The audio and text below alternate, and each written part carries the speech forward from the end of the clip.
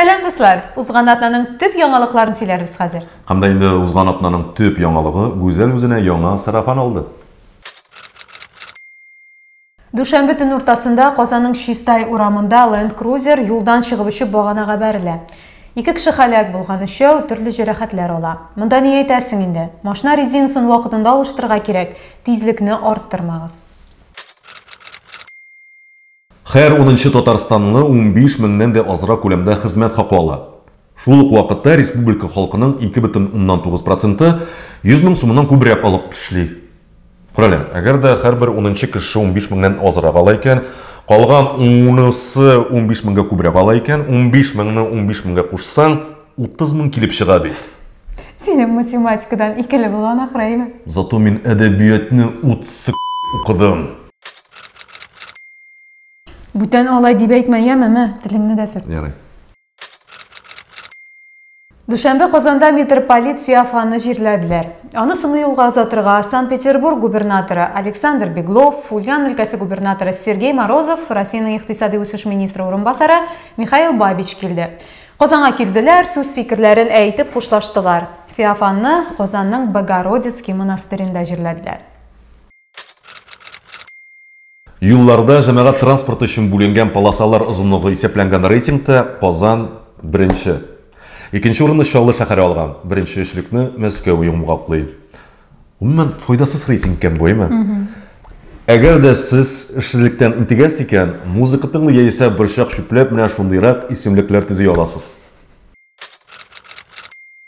Любовь Авдонина Татарстанны ябарга уйламыйбыз ди. Джентльмен удачадагы Крамаровның сүзләрен бераз үзгәртеп әйтсәк, аны кем япсын инде? Регион бит ул.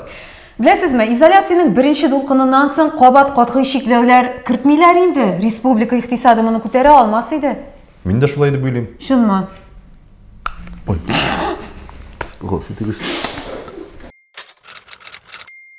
Рубин, Зенит һәм Ростовның элекеге һөҗүмчесе Александр Бухаров онлайн покерда уйнап, 3 айда 2 миллион сумнан артык акчасын оттырган. Ярый әле покер уйнап, ләззәт алган, ә менә әгәр дә Чаллыда калган булса, акчасын былай гына талып алырлар иде. Апас районы китапханәчесе авыл халкы кызыккан китапларны атады. Бу турда зур диккат белән җирле масса күләм мәгълүмат чаралары сөйләде. Апас районы халкының нәрсә укуы кемгә кызыктыр инде? Ну, бер сүз белән әйткәндә, всем насрать. Гафу итегез, ике сүз белән әйттем. Татарстанның инвестицион үсеш агентлыгы Талия Миңнуллина эштәге уңышлары һәм күп еллык тырыш хезмәте өчен Россия президенты Владимир Путиннан рәхмәт хаты алды. Менә Талия Илгизовнага карыйбыз да, бар кешегә дә оннан үрнәк алырга тәкъдим итәбез. Иң мөһиме, исегездә калдырыгыз. Хезмәт юлын җыештыручылардан аз гына югарырак вазифадан башларга кирәк. Башкача рәхмәткә ирешеп булмаячак. Россия президенты Владимир Путин Дүшәмбедә 2030 елга кадәр наркотикларга каршы дәүләт сәясәтен билгеләде. Кыскача әйтсәк, законлаштыруда алмаш терапиядә булмаячагы менә ялгыш адым ясаган 19 яшьлек кеше 8 елга төрмәгә озатылып, тормышын шәлпәрәмә китергә мөмкин. Илнар Миранов Татарстанның атказанган артисты исемен алды. Ой, кайберәүләрнең ачулары чыкты. Лаеклы кешегә исемне биргәч шәп бит инде. Хәзер Илнар бер сетевой маркетингка керә күрмә. Кайберәүләр кебек. Әйтмим кемнәр икәнен. Шылтыратырсыз, соңнан сөйләшербез.